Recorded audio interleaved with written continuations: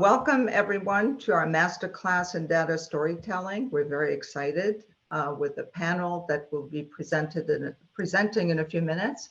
I will moderate the panel. My name is Haya El Nasser, and I work for the Communications Directorate at the Census Bureau, but I'm also the editor of America Counts, Stories Behind the Numbers, which is one of the more recent and successful product launches of the Census Bureau that deals with data storytelling all the way. So it's was one of our more creative efforts of the past few years. So just to give you a little bit of background, I am a former journalist. I spent almost 20 years as the lead census and demographics reporter at USA Today, and worked for Al Jazeera America after that. Once I left journalism and joined the Census Bureau, my mission was clear. It was to basically apply my journalistic experience to helping the Census Bureau communicate its data products in a more relatable way and to a broader audience. So in the fall of 2017, we launched a new content platform called America Counts. And I'm going to share my screen so I can show you the website, and let me know if you can see it. Can you see it? I assume you can see it. So here's the landing page. Not yet. No. Not yet. Not yet? Haya, please try again. Okay. You cannot share, it tells me. Why would that be? Let me see if this Somebody can make you a co-host and you can share. There we go. Now we can see. We can see it now.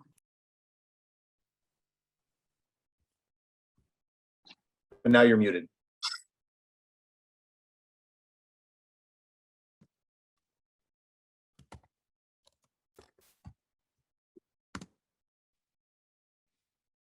Muted higher. Now it's on. It's very strange. It won't let me unmute. So now let's hope it's still. And now is it going to be sharing? Yes, it's still sharing. Okay, so this is our website. So as you can see, I've applied the news site model to the America Counts page. The top story is the most recent story we've published, and then at the bottom, you'll see in chronological descending order all the other stories. So I just want to point out that when you look at all this content, we publish about 2 to 3 stories a week on average. When you look at all this, all of these stories began as probably a data file or an Excel spreadsheet, but we are telling stories through all the various components. The image tells a story, the headline tells a story, the teaser text tells a story. I'll open one of the pages just to give you an idea of some of the other components that we think are key in data storytelling. So here we add a subhead, which again is another piece of the story. Please note that we are very conscious of keeping the writing clear and direct, short paragraphs. As you all know, most folks who read things online tend to be scrollers and scanners. If you have all this in one gray text, they'll skip a lot of stuff in between. And we also know that more and more people are reading things on their smartphones. If you put these 2 paragraphs together, it would probably fill up the screen, which makes it pretty unreadable. Other components are pull-out text, maps, section breaks, which are really important in organizing the story and making it more accessible to the readers, graphics, and so on. And then I'm going to tell you really quickly, show you another data storytelling tool that we've used. Let's see if this loads. Okay. This is a story that we ran last spring, which was extremely popular. The story basically highlights an interactive data visualization, which I will show you in a second. So again, strong headlines that tell a story, subhead that tells a story, all of this, the bullet points, all this, and then this takes you to the actual interactive data visualization, which was extremely popular. This allows you to compare teachers' pay with all other occupation. As you can see, you can drop the menu and pick any other occupation and compare what teachers are getting paid by educational level. And the interactive continues with more very appealing visuals. So I just wanted to give you a quick intro to some of the work that we are doing at the Census Bureau in the area of data storytelling. And I'm happy to report that it has been quite successful. We are nearing 12 million page visits since we launched in fall of 2017. And we're growing at a faster rate. And we added just 4 million of those visits, I believe, just in the past year. So I'll just close with that, and I'll make sure and put a link and my contact info in the chat, but let me go ahead and introduce our next speaker. And I assume I'm no longer sharing, right? It's all good? You are still. I can still see your screen. It looks like some people don't see the screen, so perhaps change the view of your window. When you click on the right-hand side, it says gallery side-by-side speaker. So for those that can't see, perhaps try to toggle your options. And now you're going to be seeing effective ways to use data to tell. Okay, then it's fine. Okay, then we're good. So I'm going to go ahead and introduce our first speaker. Brent Dykes is the founder and chief data storyteller at Analytics Hero LLC. He's also the author of Effective Data Storytelling, How to Drive Change with Data, Narrative, and Visuals.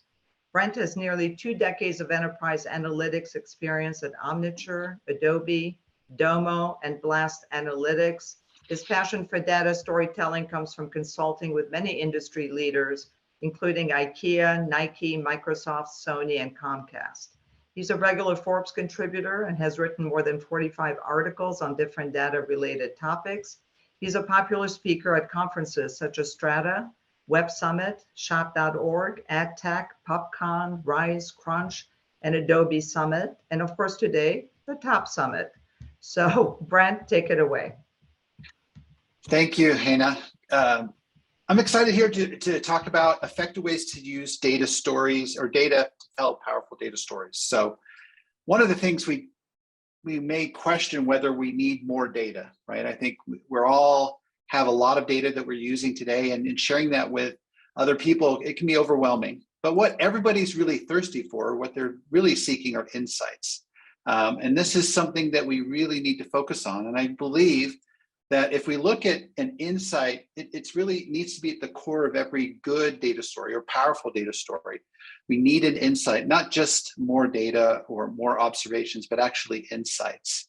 Now, when I was writing my book, I had some of my book reviewers, when they're reading draft copies of my book, Effective Data Storytelling, they mentioned, oh, well, you're using the word insight a lot, but you haven't really defined what it is. And then so I was like, oh yeah, sure, that's a great idea. I'll add that to the first chapter. And then when I went in and tried to decide, well, what is an insight? I realized that maybe I used that term really loosely and didn't really have a good idea of what it really meant. And so I turned to the dictionaries, started looking at the dictionaries, seeing what they kind of represented, and it didn't really resonate with me until somebody pointed me to this definition by Gary Klein, who's a psychologist and author.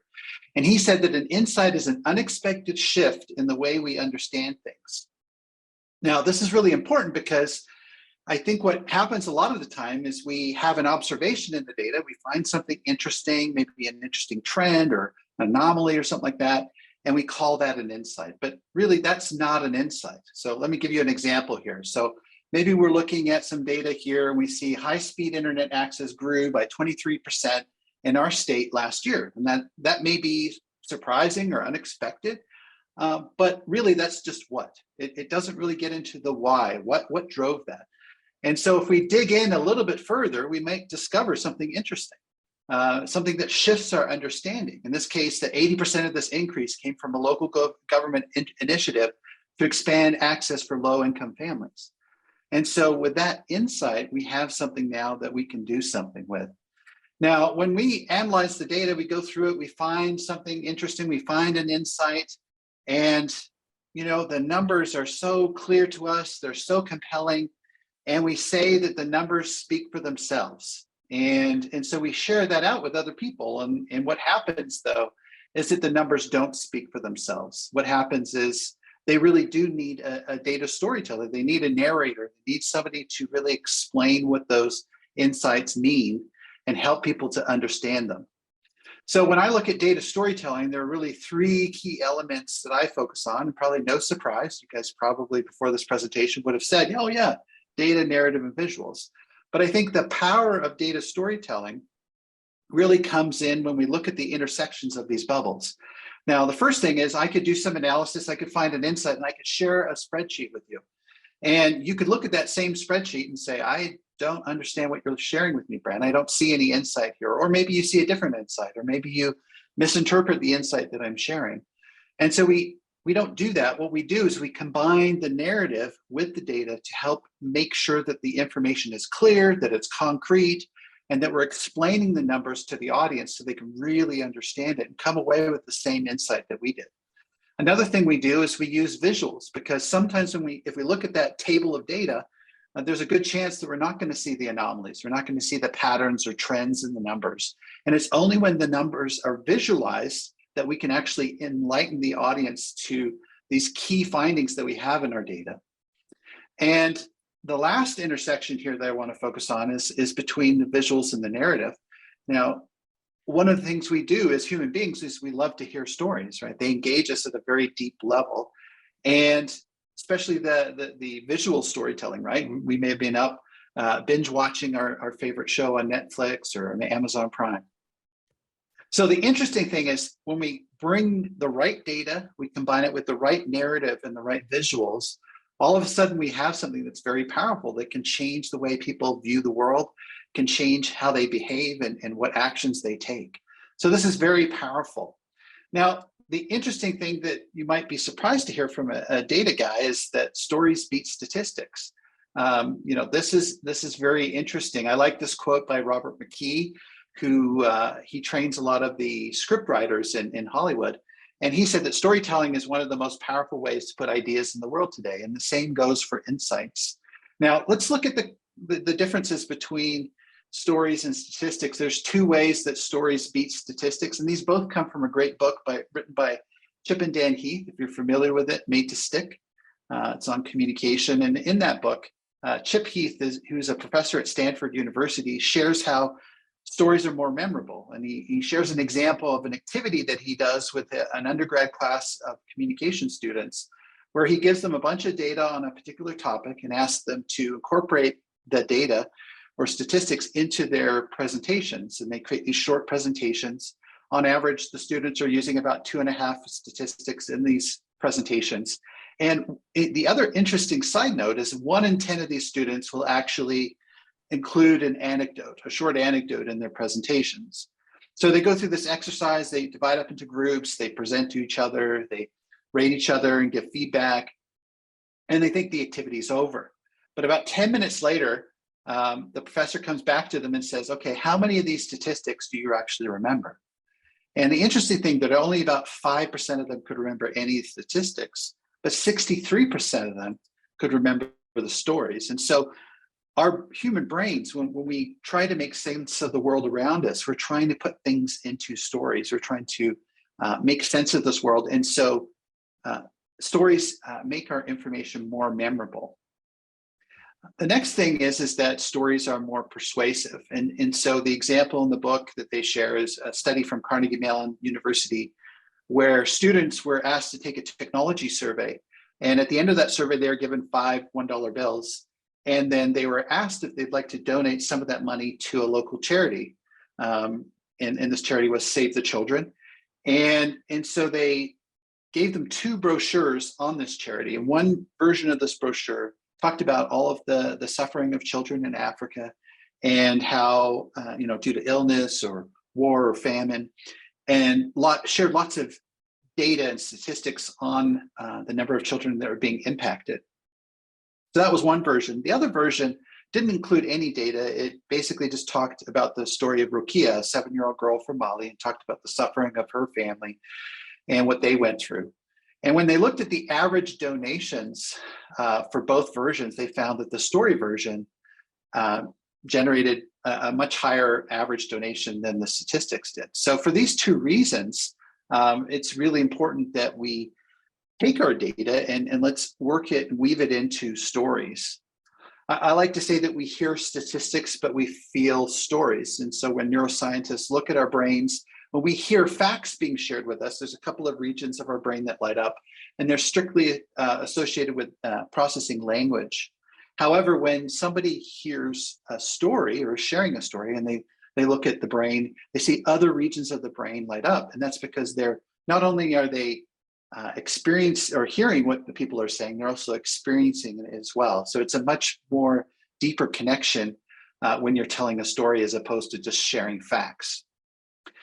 Another thing that's interesting about sharing facts is that how we receive them, right? When we have information that's shared with us that maybe conflicts with our worldview, we're going to go into defensive mode. Our shields are going to come up and we're going to become much more critical and skeptical of this information. However, when we are approached with a story, all of a sudden our shields come down. We drop that analytical guard. We're not as likely to nitpick on the details. We want to see where the story goes. And so this opens an opportunity for us to convey our information in a way that's going to resonate with people. I like to look at it this way. We have all this evidence that we have the data, which really speaks to the logical side, but a lot of the time decisions are being made by emotion. And the story is what enables us to connect with that emotion that goes into a lot of decision making. So today I want to give you 3 quick tips on how to turn your insights into powerful data stories. The first one, and I think this is important, is that we need to match the narrative to the audience, right? So here's the same story. This is the story of Robin Hood told multiple different ways. And if I were holding a birthday party for 6-year-olds, I probably couldn't use the 4 on the right without getting in trouble with the parents. The one on the left, maybe the kids would get bored. And so really I need to focus on that Disney one. Now, if it was a different audience, maybe it's 16-year-olds or 30-year-olds, I'm going to choose a different one. And so it's really important that when we look at our data story, we need to determine who the right audience is for our story, or we need to look at adjusting our data story to the audience that we're sharing it with. The second tip is, can we apply a narrative structure to our findings? So when I was researching for my book, I was looking at different models and I came across Gustav Freytag, who was a German playwright he studied like Shakespearean plays and Greek tragedies. And he identified that they all had a story arc. And I've taken that story arc and I've applied it to data storytelling. We can take the same approach, just like a story that sets the scene for the characters and the story that they're about to tell. We can do the same thing with our data storytelling. We want to establish what are the expected trends that we typically see, giving background on what is this data that we're looking at. And then we have a hook. And the hook is really where there's something that's unusual, an observation, something's changed. Maybe a metric went up sharply or down significantly, and that caught our attention, and that would capture the attention of the audience as well. And then from there, we dig into, well, why did that occur? What's going on? What caused that? And so we have rising insights that start to build up to our aha moment, which is our main insight that we're sharing, our major finding, our central insight that we want the audience to remember. Now, we're not done at that point because we want the audience to do something. And that's where, we're recommending either a solution or we're showing different options and discussing the next steps. And through this process, the audience is learning more about this topic, and hopefully they're being put into a position to act on it and make decisions. How do we do this? I'll give you an example here from a real world example. And this was based on a retailer that had its analytics team, and they were looking at their customer data, the transactions. And so the analytics team was expecting to see something like this, a normal standard distribution of their orders by size. And what they found was this: there was this second peak that surprised them. They weren't expecting that. That was unexpected. And again, that's not an insight by itself until they dig into it to find out what was causing this second peak. When they did, they discovered that there was a segment of customers that were coming into their physical stores from outside the country. This retailer only had a presence in the United States and didn't have any stores outside of the United States. And international buyers were coming into their physical stores, making large bulk purchases and taking it back to their home countries to sell in their own stores. And then from there, they were able to make recommendations about maybe how they expand into these countries, how maybe they partner with some of these resellers. And what you're seeing here is taking those findings of an analysis and turning it into a data story that can be shared, that's persuasive and memorable and engaging. The next tip that we have is obviously we have a lot of data and we want to use the visuals to amplify our messages. So in this case here, we're looking at COVID testing 2021, 2020 for various regions. And this chart is good. I mean, it's definitely sharing the data. Obviously we can look at it and see the insights. Now the question is, maybe there's a better chart out there. Often what I recommend is iterating until you find a chart that really amplifies your message. In this case, maybe we want to go with a different chart. This is a slope graph chart. And in this case here, the angle of the slopes indicate, if something's growing or has increased significantly, you're going to see a sharper slope there. Then maybe the ones that are just wasn't much change, you're not going to see as sharp an angle, pretty flat or decreasing. And so in this case here, maybe this chart is more effective than the one on the left. Another thing we can do is we can use color to really bring out our key points, right? So in this case here, we want to focus the audience's attention on region B, where we had this massive increase in COVID tests that grew 18%, far and above any other region. And then finally, another thing that we can do is we can take that generic descriptive title and we can turn it into something where we have an explanatory headline or title that's really going to draw the attention of the audience to the key point that we're trying to make about region B. And so that ends I want to conclude my presentation with this quote from Stephen Few, that the numbers have an important story to tell and they rely on you to give them a clear and convincing voice. And if you'd like to learn more about my philosophies on data storytelling, please check out my book, Effective Data Storytelling. Thank you, Brent. That was fantastic. Really appreciate it. I'm going to introduce our next speaker, who's a former colleague of mine, by the way. Lam Thuy Vo is a journalist who marries data analysis with on-the-ground reporting to examine how systems and policies affect individuals.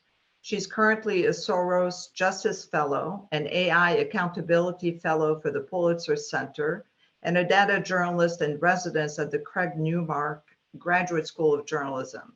She has worked with Documented, ProPublica, The Guardian, The New York Times, and ESPN as an independent reporter. Previously, she was a journalist at BuzzFeed News, The Wall Street Journal, Al Jazeera America, and NPR's Planet Money. Lam? Hi, everyone. My name is Lam, and I'm very excited to see who is in the house. I've been seeing some of the bios. I've been reading. I love how many folks are here from Puerto Rico. I think there are a lot of stories that you can do in Puerto Rico using census data, but I am particularly excited to nerd out about data when it comes to the Census Bureau because I use it so much. And one of the things I will start doing is I have already put into the Slack, into the chat, the slides to my the links to my slides. So what I'm going to do now is I'm going to share my, I think, desktop, which you will see is catastrophically overly, I have too many links and everything. But if there's one thing that you will take away from today, I would like for you to take a screenshot right now. Yes, of my desktop, but you'll also see this the link here. All you need to get in touch with me, to look at the things that are on these slides, are on that link, right? So go for that. You can also find me on Twitter and you'll find that afterwards as well. So I am So excited to talk about census data today because I am a nerd. I love the American Community Survey and other surveys that the Census Bureau puts out. This is me in, I think, 2018, filling out an American Community Survey with so much pride. This is why I'm here. I cannot tell you that I even texted my partner as soon as I was told to speak to the Census Bureau, for the Census Bureau. And I can attest to you that this data is extremely important. So to give you a quick understanding of who I am, maybe it helps you to understand the context through which I'm talking to you about today. I used to be a videographer for the Wall Street Journal. I was a data viz and video person for NPR. I was an interactive editor for Al Jazeera America. In all of those jobs as a journalist with multiple media, census data at some point played a role in how I viewed the stories I was doing. Then I became a BuzzFeed reporter. The story we're going to talk about today is from BuzzFeed, where I looked into basically any kinds of stories that were du jour at that point in time, identifying news trends and then figuring out ways to tell those stories in multiple platforms and using different types of data. And now I'm a data journalist in residence at CUNY, where I teach these things. I've been teaching data journalism for a good decade. So if you have any questions, in that small corner, you can see my email address. I tell my students I come with a lifetime guarantee, which is probably bad for my social life, but most people don't seem to email me. So you have that. And you can also find me on Twitter under the handle lamtuevo. So with all of that out of the way, I want to talk to you about a sample story today, and I want to walk you through how you can use census data in a way that might not seem as intuitive. As in my capacity as a reporter, I used to be a general assignment reporter, but in my capacity as a reporter, I, at that point in time, was doing a lot of social media data listening. And what I've found in 2018, we're going to walk through a story today that addresses the idea of that was formulated when people started looking into viral incidences around white folks in a neighborhood calling the cops and Black and brown folks for doing seemingly very normal things. If anyone of you remembers, in 2018, there were several incidents that went viral, including one about Barbecue Becky, a woman who called the cops on her Black neighbors who were having a barbecue at a park, saying that they weren't using a permit to do so. There was a woman called Permit Patty. If you remember them, this person was calling the cops on I think it was a Latino child who was selling water without a permit. And these incidents kept on going viral at that point in time. And one of the things that my editor and I wanted to do at that point in time in 2018 was to better understand the hypothesis that all of these folks were formulating by making these stories go viral. So with this said, the hypothesis, it seemed to be, looking at the conversation around these topics, looking at this particular, the particular stories around it, was that white folks who move into gentrifying neighborhoods might be calling the cops on their Black and brown neighbors more often, which leads to over-policing. And this was an interesting story to tackle. It was A, very controversial.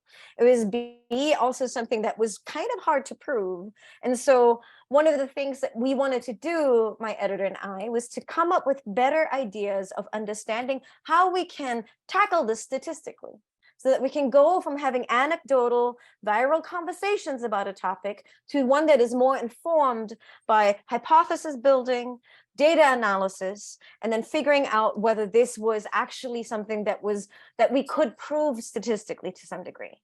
And one of the reasons why I'm fascinated by this is that it taps into a power dynamic that is very much something that we have observed ever since then in many gentrifying neighborhoods, where sometimes more affluent new residents seem to have a disproportionate amount of power over long-term residents who in the end get displaced from their neighborhoods. So with this said, one of the things that we wanted to do was to find a trend for this hypothesis. What's interesting is that what we needed to figure out was to find two to three different measurements based on that hypothesis, right? If the hypothesis is, as I remind you, if more white folks who are more affluent move into gentrifying neighborhoods, there will be more calls to the cops, which may lead to over-policing. And one of the things that we needed to measure with that was gentrification, demographic changes, and then also calls to the police. And the 3 data sources that we used for that were 311 calls. So 311 calls are the types of quality of life complaints that go to a city's hotline. And then from that hotline, the city can connect you to different people. This data is open, this data is out there. I think at that point in time, we were looking at 17 million rows of data, and we were able to work with analyses that other folks had done before to better understand what of this data set would constitute calling the cops on your neighbors. The second thing that we needed to find was a measure for gentrification. And this is where ACS, or American Community Survey data, came in really strong. We used census data to look into census tracts all over New York City that went from being some of the poorest, so in the bottom 40th percentile, if that makes any sense to you, to one of the more affluent census tracts as compared to the region.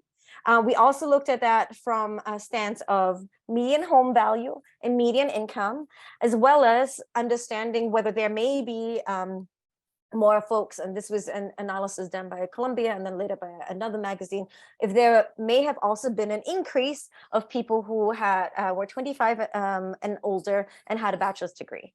All of those tests, so to speak, were academic tests that someone did to figure out whether a census tract, which is a small geographic location, the smallest sort of like one of the smallest divisions of a geographic area, had gentrified, had gone from not so affluent to more affluent.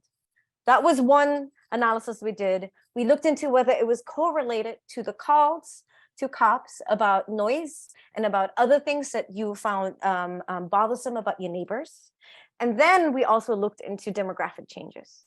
Now, this is a very convoluted and very boring way of saying the hypothesis that many people on the internet were formulating seemed to statistically check out. This graphic shows you that, right? And for that, we were able to use ACS data to do a larger statistical study to see whether there's a correlation between gentrification and calling the cops on your neighbors, right? And what we also saw, thanks to the census data, was that in the neighborhoods where there was a gentrified, where there was a higher rate per capita of calling the cops, we also saw demographic changes. This is a sort of convoluted chart that kind of makes that point of showing that in gentrifying neighborhoods, where the calls were higher per capita to cops about noise complaints and other complaints about your neighbors, there were also major demographic changes. You could see that there were demographic changes in terms of more white folks moving in and fewer Black folks living in that neighborhood as a percentage of the entire neighborhood. So I've now explained to you how we went from looking at viral incidents to doing statistical analyses with the ACS to then being like, oh, the hypothesis that all of these folks on the internet were kind of like speaking about, that seems to check out. And trust me, I've done enough to try and disprove my hypothesis, to try and disprove this hypothesis. This is a very controversial subject, so I wanted to make sure that it was extra right. And we were able to prove that.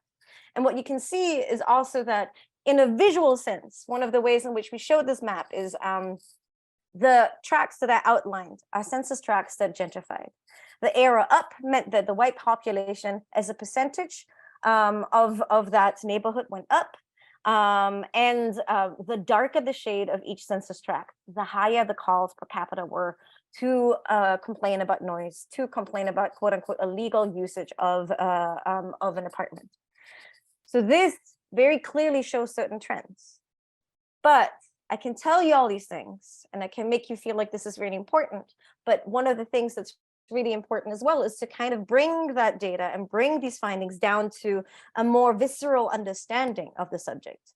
And so what we did for that story as well was to look into one block. What are interesting outliers or extreme, or not outliers, what are extreme versions or good emblematic examples of how this may manifest itself? And we found one block in Harlem, which was predominantly Dominican, where there were 3,000 noise complaints over the course of 3 years. And as you can see here in this little data visualization, you can see that one address had 1,118 noise complaints lobbed against it between 2015 and 2017. And this kind of brings it down to a block level. Imagine living a block and there were 3,000 noise complaints. One of those days had 100 noise complaints. What does this say about like the ways in which we handle conflict in those areas, right? And so I was able to go from showing the trend, understanding sort of like whether figuring out a way of looking into that hypothesis of discrimination that might be happening in gentrifying neighborhoods, to finding a hotspot. And the main part that it comes down to as well, to make you understand the story better, because I can tell you all the statistics around it, is we wanted to find a person. And we found this young man. He's 105 years old. He used to live on that very street. And he did tell us, and I think we interviewed about 40 people to get to that point. He did tell us that that he, after 30, or I think it was 4 decades of living in that block, once the noise complaints kept on going up, he had to stop living the way he used to live his life, playing dominoes outside and being and I guess having chit chat outside on the streets. So one of the things that we needed to do was to go from the larger findings of the data down to what that feels like on the ground to real human beings.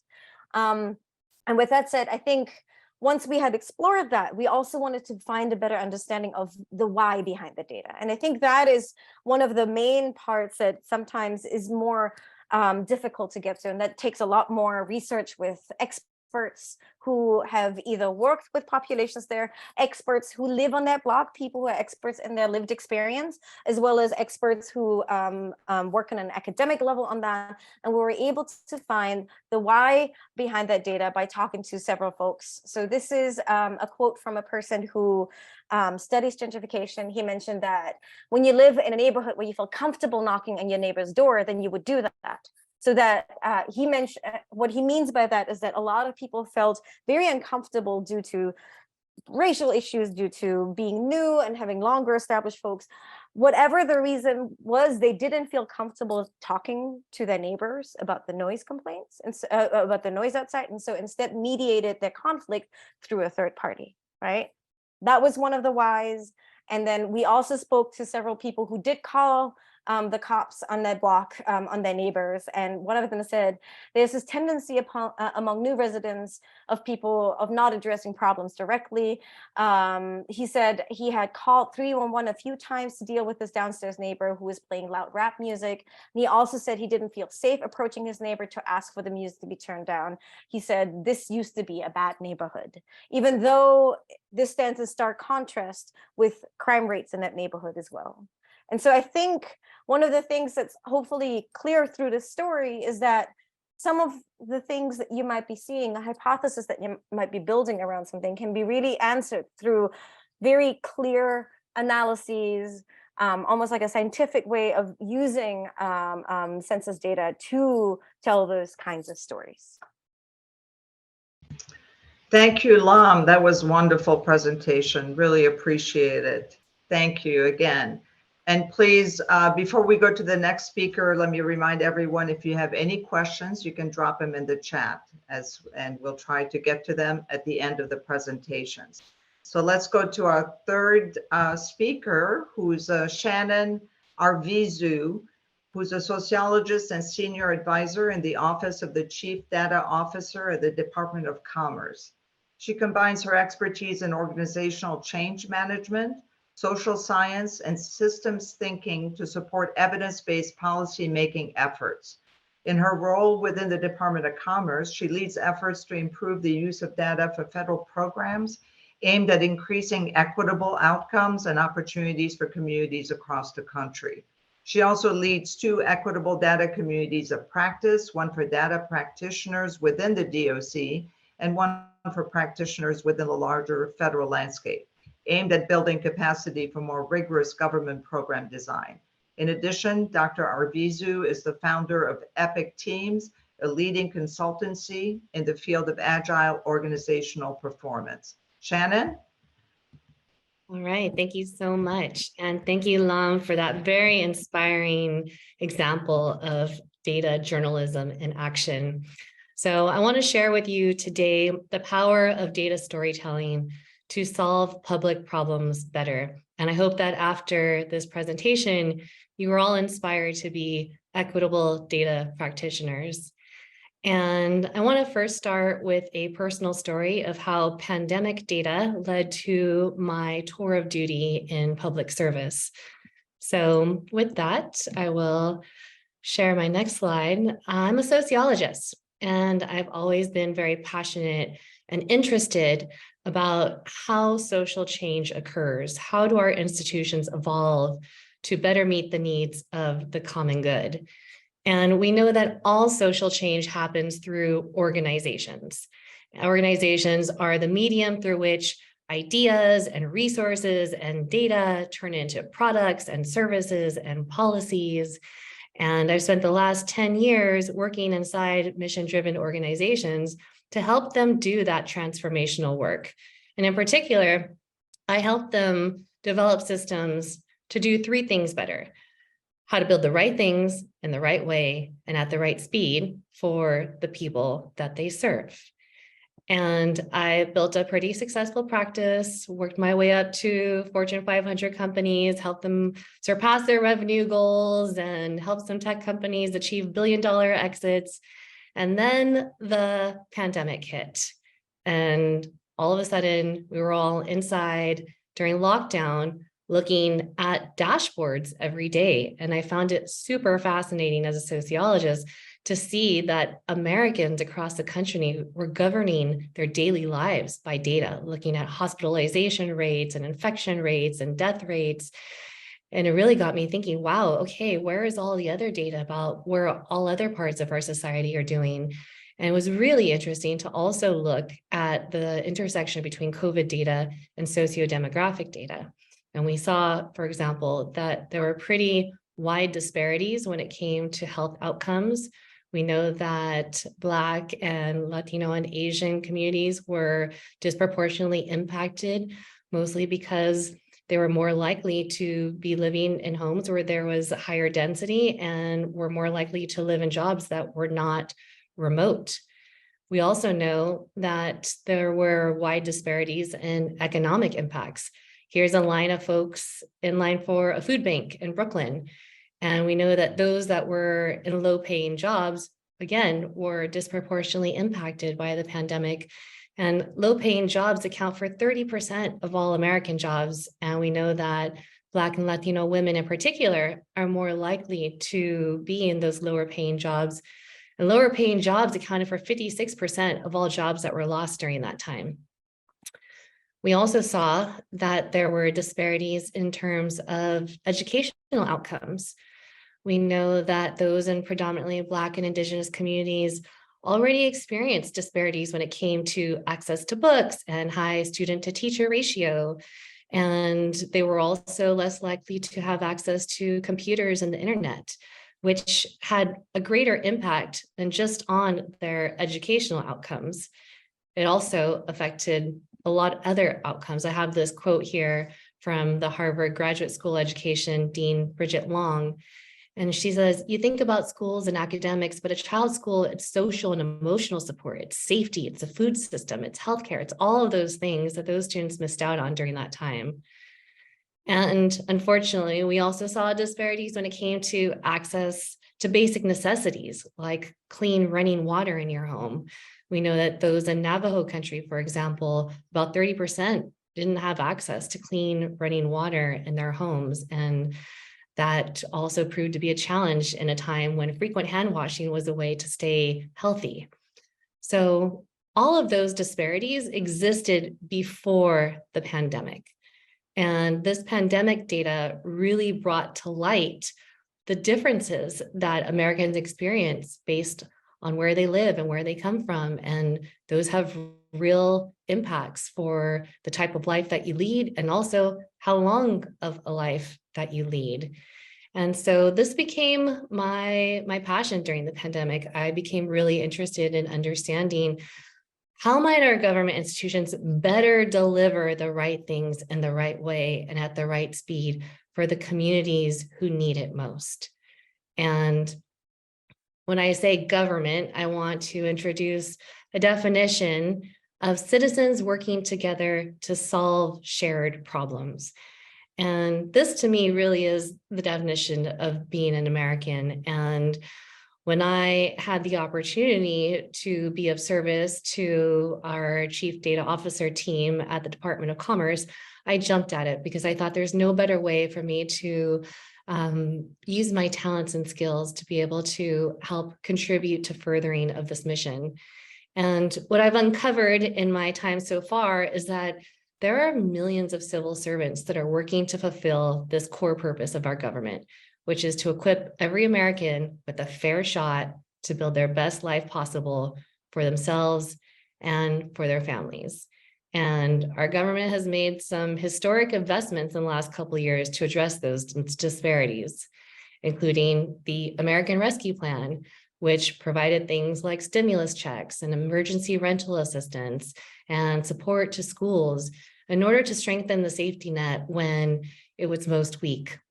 We also know that there was a second historic investment called the Infrastructure Bill, which made investments in things like improved water quality for those in Navajo country, for example, and bringing broadband to rural communities so they can access education and employment opportunities. So with all of this, we ask ourselves, how do we know whether we are actually moving the needle to address those disparities? And there's a movement underway in the federal government, which I'll call the Equitable Data Movement. And this is a movement spearheaded by White House Chief Data Scientist Denise Ross and others that really builds on the work of the Evidence Act, which was passed in 2019 nearly unanimously by those in Congress to build an evidence-based policy culture. And so to drill deep, a little bit deeper into this notion of equitable data, we have this definition, which is data which enables rigorous assessment of the extent to which government programs and policies yield consistently fair, just, and impartial treatment of all individuals. And the reason why this is so important is because we need to focus on opportunities for targeted actions to result in improved outcomes for underserved communities. And I want to share with you an example. Since I'm using the term equity, oftentimes people are curious about what's the difference between equality and equity. And so if you take a rental assistance program from an equality perspective, every county receives an equal amount of rental assistance funds. Whereas from an equity perspective, counties with renter households that have higher rates of cost burden receive proportionally more funds than other counties. And so the focus really is on what are called underserved communities. And how do we identify those underserved communities? Well, the first step is we need to disaggregate the data. So what does that mean? That means that we look at their data by demographic information. So we're looking at differences between income, race, gender, language spoken. We disaggregate it by geography and other relevant variables for your program efforts. And I want to share an example of how equitable data practices look like in action. So I'm going to use the Digital Equity Act as an example. So as part of the infrastructure bill, about $2.75 billion is administered through our National Telecom and Information Administration to communities that could benefit from digital skills training, improved online accessibility, and really empowering rural communities in particular to be able to measure and address their own broadband needs. So you may ask yourself, okay, where are those communities? What type of population would benefit most from this? So we know from research that these are the types of communities that are less likely to have access to the internet. Folks that are making less than 150% of the poverty line, older folks, those who have been incarcerated, veterans, disabled, those that face a language barrier, racial or ethnic minorities, and those that tend to be in rural communities. And so then you may ask yourself, but where are they located? So Census and NTIA collaborated to create the Digital Equity Act Population Viewer. And you can start to see here, at least on a state-by-state basis, where are the states that have the most amount per capita of those types of folks that are in those covered populations.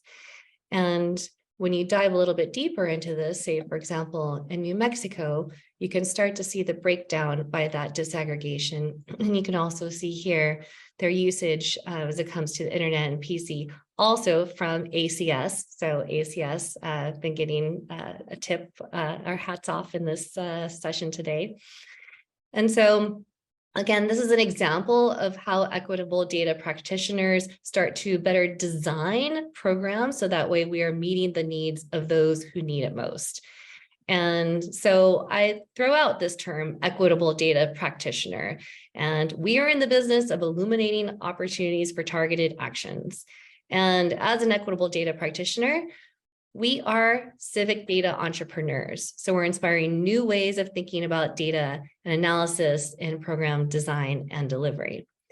We are also change agents. So we might not always have access to all the data we'd like to have, but we look for the low-hanging fruit. We see what we can do now. We see coalitions of the willing, who's excited to do this work.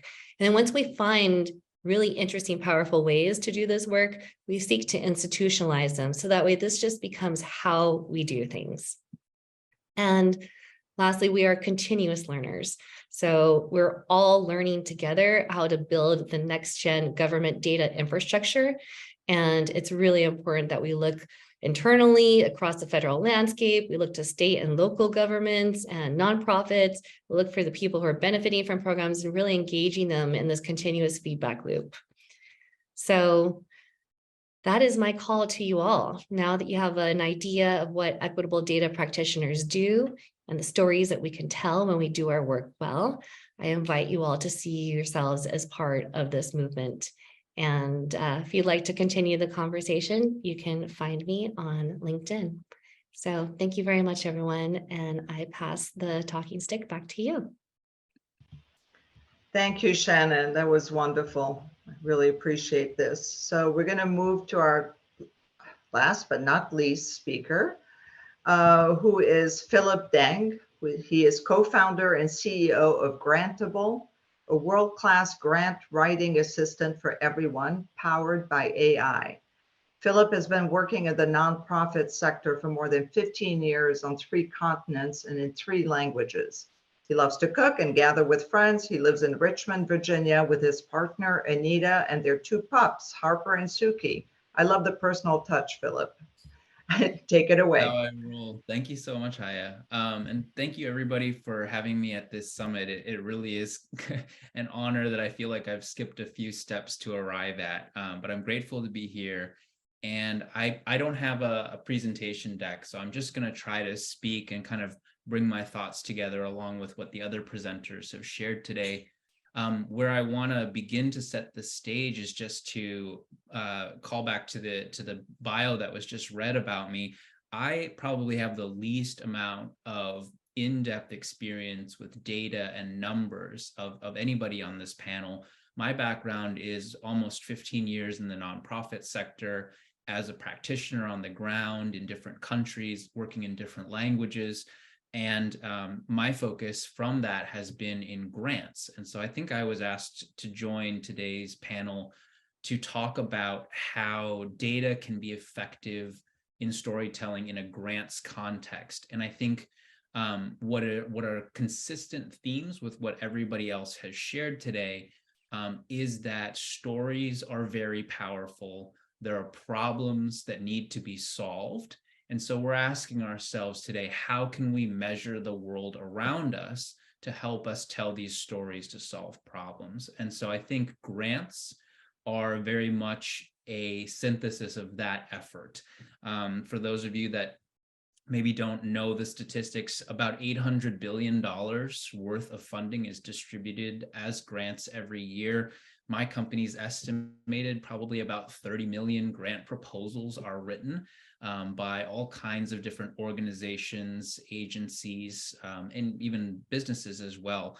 We saw that during COVID for sure, and people applying for their different relief funds.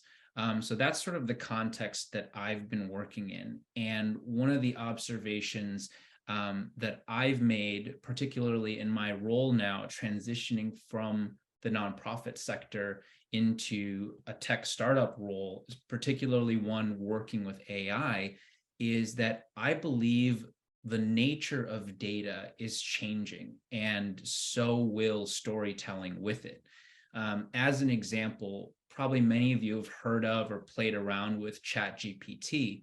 And for those of you who maybe haven't delved deeply into how that chatbot is generating these wild and sometimes very amazing, skillful outputs, it has been trained on a massive amount of data, mostly text data from the internet, and with enormous amounts of computing power and complex algorithms, it is teasing patterns out of that data and using probability to generate these text outputs. So I saw a parallel with today's theme and today's discussion, and I thought one of the things I could do for those gathered here today is to kind of point out what I see happening at scale here, which again is data is changing, and the way we can tell stories with it is as well. So ChatGPT is data, and from it, we are now coaxing out patterns which are literally telling us stories. If you go to this chatbot and you say, hey, tell me a bedtime story, it will. And it's doing that literally from massive amounts of data, which human engineers have trained to find patterns and bring out of the data. And it's now writing bedtime stories, if that's what you ask it to do. So I just think one of the things that's very interesting for, I think, the people gathered today is to stretch our imaginations a little bit and think about what might storytelling with numbers mean in the future, in the next few months, in the next few years. How are we going to take these themes of equity, these themes of measuring impact and figuring out how to make evidence-based decisions? What else can we do if we lay a lens of this new paradigm of tech-enabled data analysis to help us in that effort? So that was one thing I really wanted to call out today and ask people to think about and try. And in that effort, I will just say, a lot of people I've encouraged to do that, try it out. And the first reaction is a pretty heady mix of excitement and anxiety. A lot of people are creeped out, quite frankly, by what these things are capable of doing. And what I'm not doing is telling people to calm down or don't worry about it. I'm actually telling everyone to listen to that emotion, to that instinct that is saying, hey, this is different, this is strange, this is unsettling, and to allow that to heighten our senses and to say, okay, I'm now sitting up, I'm paying attention. What is this thing, and how do we all collectively get our arms around it and use it? So that's just one thing I wanted to mention that I think is relevant in the moment as pertains to data. And then to bring it back to grants, for those of you who may be working on grants for different agencies or organizations, some things I wanted to call out from my own experience as a grant writer and recipient. I echo what Brent said at the beginning, to sort of begin with your audience and to shape your narrative based on who are you trying to tell a story to, who are you trying to move with your narrative. And from there, I think it usually becomes clear what kind of data to use. I also think based on your audience, you kind of have to pick the zoom that you're going to put on the numbers or the quantitative material that you're using. So if your funder, for example, is working on national level initiatives, then you're probably going to want numbers that convey the scale of work that is going to have a national impact versus a local foundation. This is, again, just in my purview. You would want numbers that maybe actually highlight a clinic or a food bank in the neighborhood where the funder lives, and have numbers that that clarify that that's the level of focus that you're trying to achieve.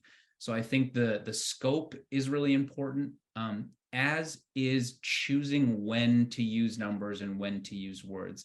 I think that's how I came into this conversation, but maybe after hearing several of my co-panelists, I think it's kind of how do you use both together in a really compelling way. So I think the examples I came in with are when there's a story of individual impact, you probably don't want to boil that down to a single number or a few statistics. But if you wanted to show change, if you wanted to show how a program is growing and how prior grant funding has impacted the ability to scale the benefits and impact, then I think numbers are really powerful. One of the last things I wanted to bring attention to is, unfortunately, I would say, when is measuring something or measuring it in the wrong way, when can data be harmful? I don't think I heard that brought up, and I think it's a very real outcome that unfortunately organizations can find themselves in at times. So what I've seen personally is organizations that are asked to measure outcomes and program activities in a way that is so detailed and burdensome that they either can't do it, or they're actually coming up with numbers that really they can't really stand behind. They're in the worst cases maybe made up, and in the best cases they're kind of fuzzy. So I think that can be a real problem, and I think something that the field is starting to address. I think also I saw a comment earlier, if things get done when we focus on them, or whatever we measure tends to get done. I think that is usually meant as a positive, but in another sense, sometimes if we measure something, everybody really starts to try to make that metric rise or that metric fall. Whatever that metric starts to become this overwhelming force, this guiding star. And I just think it's always important for everybody to take a step back and look at what we're doing, because sometimes the pursuit of a single metric or a single number can really be misleading for certain groups. If you're just pursuing, say, profit, for example, I think we're all looking at that and what the effects are on our society. That's obviously a very well measured number in our culture, but it doesn't quite capture all of the externalities that sometimes pursuing just profits can create for the society. So I think that's an example that, without singling anyone out, I wanted to just throw that out there. It can cause people to bend the truth. It can cause people to draw the wrong conclusions. So I think what I always advocate when I speak with grantors and grantees that I coach, what can we do in terms of data integrity and continuity? So what I mean by that is, what can we measure confidently, accurately, and within our capacity and for the long term, so that we can see trends? I think I see a lot of people sprint to try to win a grant, and they will devote lots of resources to game a number. If we want lots of volunteers, if we have to show that we have great participation numbers, then the entire organization starts to shift all of its resources to hosting events that are just big rather than effective. So I think that's probably an example that a lot of folks can relate to. So hopefully some of that stuff brings at least some questions to mind. And I think I'm happy here to stand alongside my more data expert co-panelists. And if there's anything about grant seeking, and maybe particularly what's happening with AI and technology, I'm looking forward to some questions as well. So hopefully I'm on time. You are, Philip. That was wonderful. And we're not creeped out. So thank you. Thank you for talking about something that I think everyone is wondering about, and testing. And I know many folks in the media industry are wondering if they'll have jobs in the next couple of months as a result of this. So I'm going to start the question period. I'll start off with one question that was in the chat from Kimmy, and it's for Philip. Kimmy says, I wonder if only the stories and data that are being searched for will be identified by data gathering and analysis. What about the stories that are not identified? Could you elaborate a little more? I think there's a very, very interesting question that I'd love to. Okay, so it's like a poll, right? When poll takers go out, they have an assigned set of questions, Sure. and they're asking those questions, right? So, and they get responses to them, right? But sometimes the story, the items that are most interesting to that community or most challenging to that community don't correspond to the questions that are asked, right? Mm. So this is the same, this could be similar, right? So the people who are saying, how do we evaluate this data, right? Maybe that data relates to a phenomenon that hasn't emerged as being quantifiable or important yet.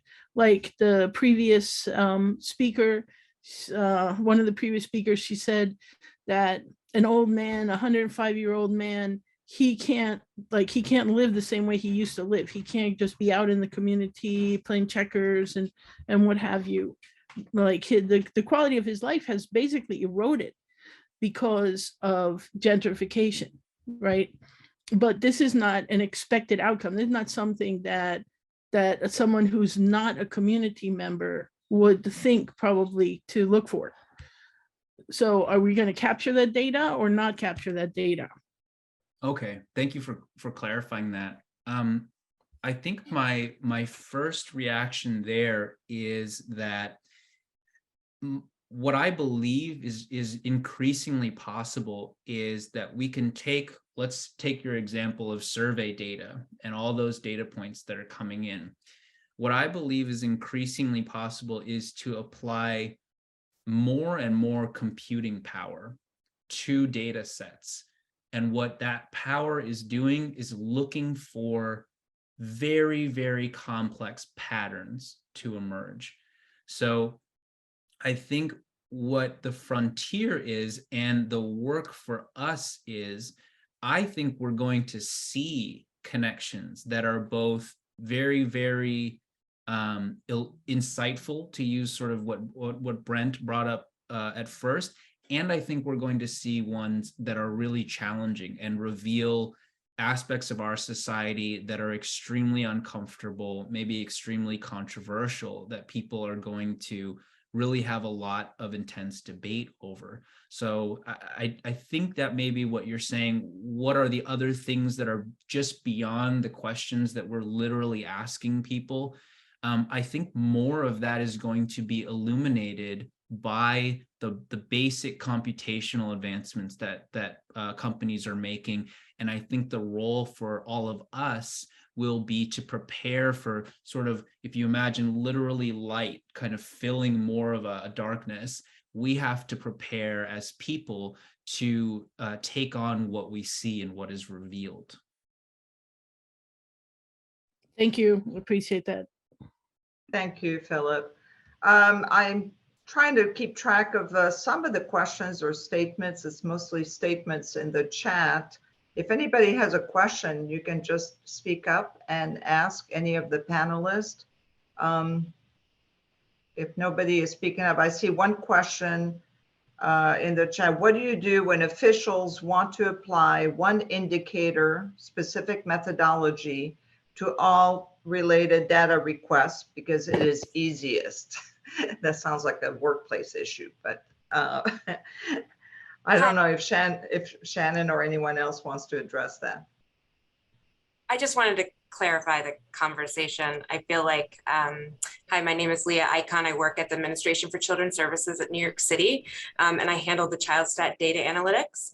And one thing that I find in terms of kind of, I created a unit that kind of wanted to expand the data conversation to the frontline staff, as well as all the databases and the data literacy behind all of these performance indicators and metrics. And sometimes it's hard to get people to really stop and use maybe their their minds a little bit to say, hey, these are the questions asked of an indicator, and this is what the answers are. But over here for a city council report or something else, there's a different question asked, but the words sound the same. And so I'm wondering, because this, I really, really appreciated Brent and Shannon's presentation today, and speaking pretty much the same way that I kind of explained to my team of people how and why we do this, is to get out there, get the conversation from the community, bring it back, and then kind of apply also the metric standards to say, here's the basic ways we need to build a metric or an indicator, but here's the questions that can be asked of it, here's the data behind it, and full transparency.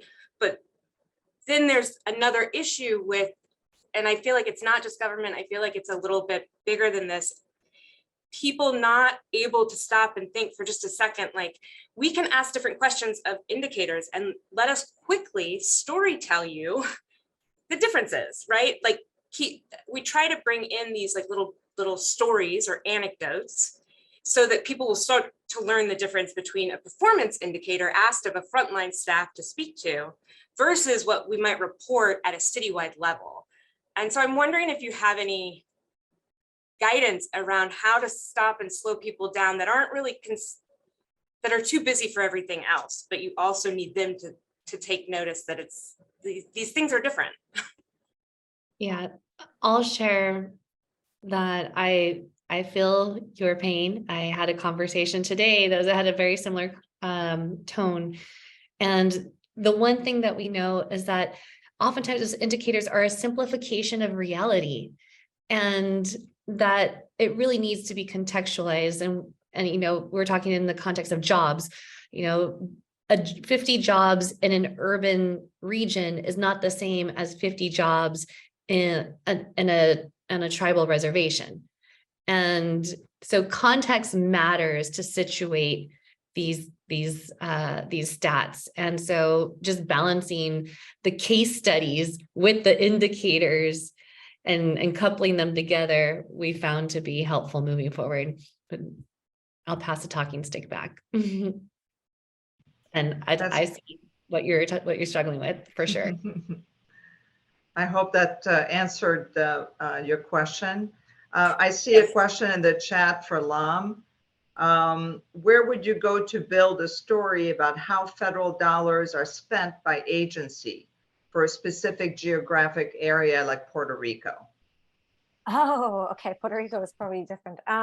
There are databases that look into contracts. I think there's a lot of relationships between government agencies and private contractors, and what that expenditure looks like. If you ping me afterwards, I can find you the exact source that we used for something similar. I do not know whether that specific database I have in mind also looks for Puerto Rico, but I can look into that. And because I'm also part of the Investigative Reporters and Editors Network, I can ask a few folks who are working there to stay in touch. And then the other thing that you might want to think about is like the way in which I teach data is oftentimes the data sets that are being given out to the public are not always everything that an agency has. And so this might be a longer term kind of project or a longer term endeavor, but a lot of the times thinking about the forms that people fill out or the databases that governments use, and then figuring out a way of filing Freedom of Information Act requests or public records requests might be a way for you to play around with finding data sets around the subject you care about. And the last but not least, as a practitioner of data collection, and I'm a coder. I do a lot of Python scraping. There are also ways to investigate these types of subjects with data sets that are adjacent to that, whether it's through public databases private databases like Property Shark or something like that, for example, or databases that you kind of build yourself. I call them DIY data sets, do-it-yourself data sets, by cobbling together information that lives on the internet and then putting that into a spreadsheet and then analyzing it for that. That might be an interesting way for you to look into that. That's great, Lam. It looks like we've come to the end of our session. So anybody who has questions, I think you can reach out directly to all of our panelists Their contact information is in the chat, and I believe that this will be made available to everyone. So again, thank you. Round of applause to everyone who spoke today. It was fascinating. Thank you again. Thank you, Take care. everyone. And before we wrap up real quick, I just want to mention a quick comment. I heard something, I was kind of I stepped away for a second around contracts in Puerto Rico and data. I'm going to drop 2 links in the chat that you might be interested in. This is an organization that is doing great work and working with Open Contracting Partnership, which is an offshoot of the World Bank. And you heard from one of those speakers earlier in Top Summit. So check those 2 links out. It's contracts in law, and it's scraping more than 58 government websites in Puerto Rico, and then basically mapping out every contract, every RFP, NOFO, and procurement transaction to open corporates data and business register data in Puerto Rico. So check that out. It's on the chat. And again, thank you so much for tuning in. Thank you, guys. Thank you. Bye, Thank you, everyone. Maya, for moderating, to all speakers, Brent, Lam, Philip, and Shannon. It was a pleasure to have you guys. I learned so much. Thank you all for participating and attending Top Summit 2023. Thank you.